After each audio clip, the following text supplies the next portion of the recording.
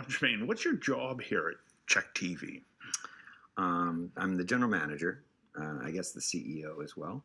I'm on the board of directors of CHEK Media Group, and I, for a long time, was the news director here. So what does your job look like when you have that many different responsibilities? What are some of the things that you have to deal with? Because people from the outside would look at it and go, well, I have no idea what it takes to run a local television station. Yeah. I mean, I think my main mission is to make sure that we as an organization are successful long term, and that we're changing with the times, and that we're staying relevant, and changing technology, digital disruption, all that kind of thing. In fact, we're trying to be the disruptors if we can be.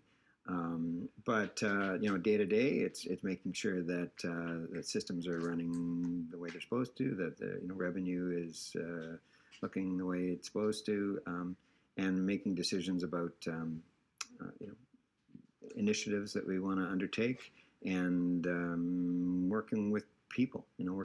We're employee owners here, which is different, and I'm an employee owner.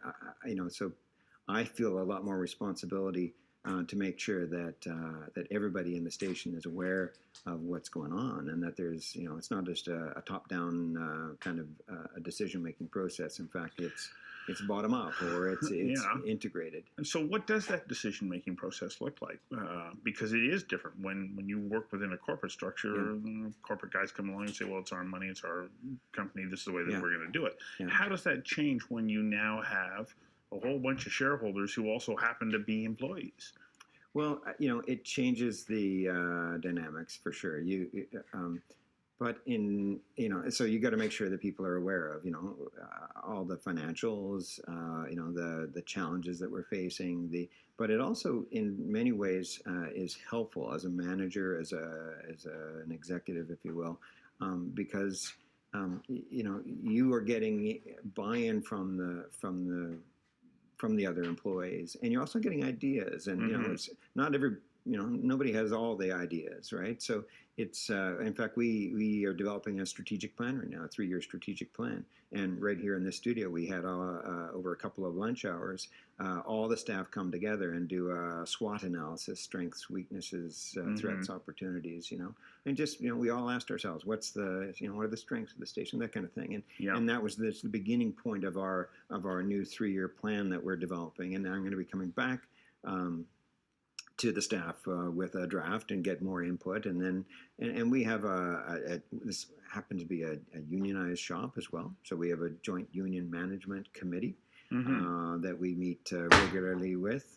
So you have some owners who are union members who are also part of the management committee. Yeah. Oh, it's and it's quite different, obviously, than when it was much more adversarial in the past, when union and management negotiated or came together. But now it's we're all in the same boat. We want to make the station successful in the long term. It's different, I think, from a typical corporation. Certainly, a publicly traded corporation, they're looking for short-term economic gains. We're looking for long-term success. People here are invested in the company in more ways than one. It's their job, but they also have an investment. They also own part of the company, and so they want to.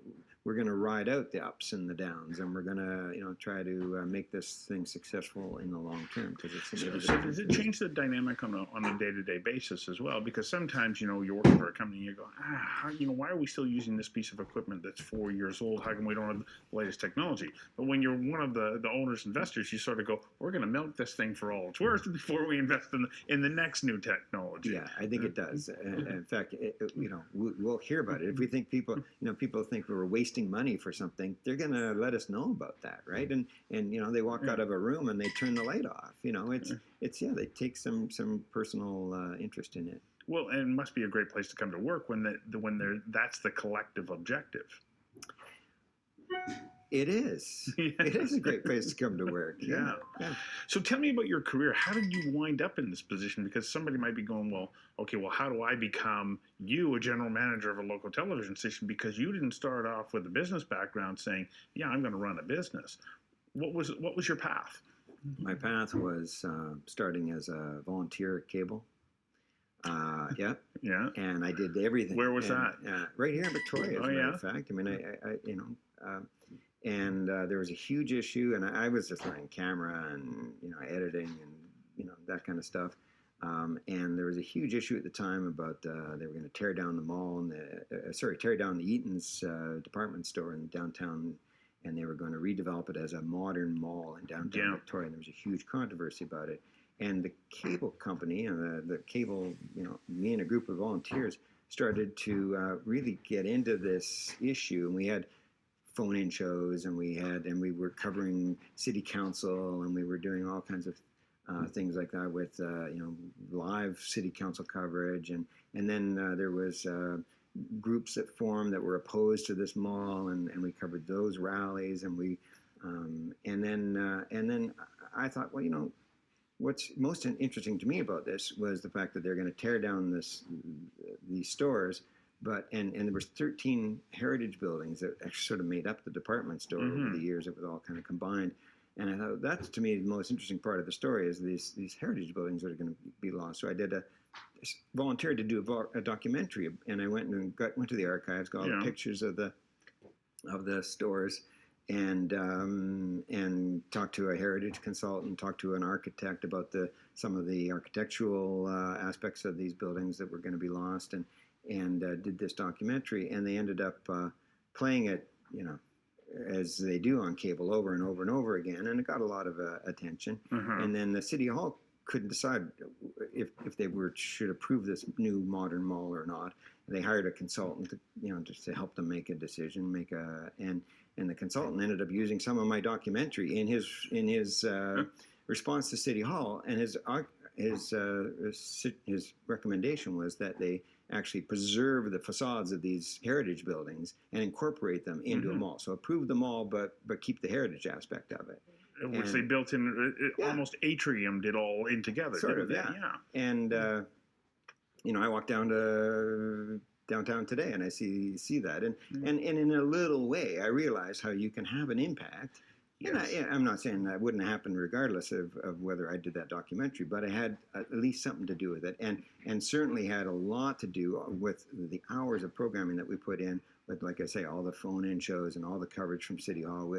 They had to, they had to move the City Hall public hearings out to the Royal Theatre to accommodate the public. Wow. Thousands of people came out to this thing. It was that big. Yeah. And I got the journalism bug doing that. Right. So from there I went to BCIT. You studied broadcast journalism. Broadcast journalism at BCIT. I got lucky enough to get hired right out of school at BCTV, which is really where my dream was, to work at BCTV. Well, and it came true pretty quickly. And it did. And so I was there for 6 years, producing. The noon news, wasn't it? Produced the noon news. But did you also go to the early news as well in the time that you were there? Not for any length of time. No, okay. I thought that or maybe you took on those responsibilities when maybe Tim wasn't there. Or, I think Tim Perry was there at the time, wasn't he? Yeah.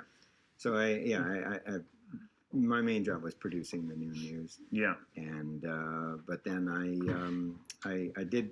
I wanted to start a family. I was from Victoria, and our sister station at BCTV was CHEK. I was very familiar with the people who worked at CHEK, working with them on a collaborative basis, and so came to CHEK in 1995 as assignment editor. Wow. Yeah. So assignment editor. I remained assignment editor for 6.5 years or so, and then became the news director. And of course got swept up in the employee efforts to buy the station, which you played a role in as well. Yeah, so I played a pretty big role in that in 2009. And really it was, my motivation personally was, when I came to CHEK as assignment editor, from a news point of view, I wanted it to be the BCTV of Vancouver Island. I wanted it to be the very best it possibly could be. And I put in a lot of hours and a lot of sweat equity into making it the very best. And I just didn't want to see it just disappear like that. And I wanted to keep it going. So it was, So even going from news director, though, to station general manager, CEO of the company. That's a leap, and it's not a direct line. How did that come about, and what were some of the things that made that possible for you as a career path, and also to feel that your skill set was aligned with the needs of the station? Yeah, and I never ever wanted to be in. I wasn't even sure about taking on the news director position when that came up, but but general manager, I certainly had never ever had goals to be a general manager of a TV station or anywhere.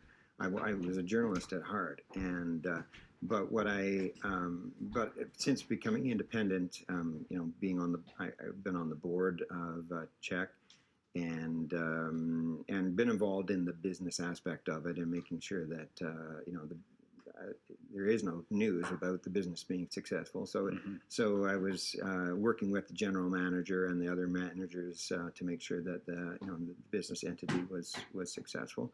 And when the general manager position came up last September, I put my hand up because things are changing so much in the industry so fast. With technology, with audience habits changing, with the digital disruption, that I wanted to make sure that, for the success of this company, that we were adapting and changing and ahead of that curve. Because if we were just to, continue doing everything status quo exactly as we have been, I think it's a sunset industry.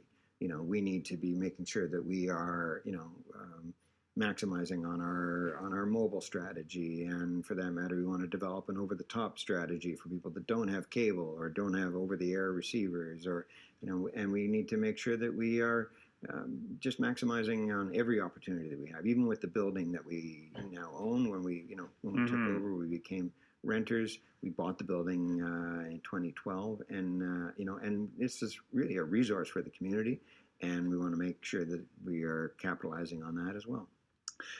As you explain all that, I think there is no straight line to this position. There has to be a broad understanding of how the overall business works and be tapped into a wide variety of different distribution mediums, changes in technology, and so on. But if somebody said, yeah, but what's the one thing that you would say, I'm just getting started in my career, what should I do if I want to be able to, someday wind up in a position similar to yours? I don't know that you can really target it. I think you have to be open in life to changes, and especially now. And I think that you need to be looking for opportunities and be learning along the way, everything you do,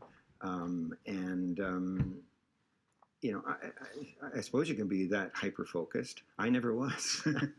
I don't know that you can be that hyper-focused. I think that, as you pointed out, everybody's going to come to this having had a relationship with the workings of the station. Right. You can't come in from outside. I mean, most general managers, frankly, that I've worked for over the years, over the decades, came through the sales side. Yeah.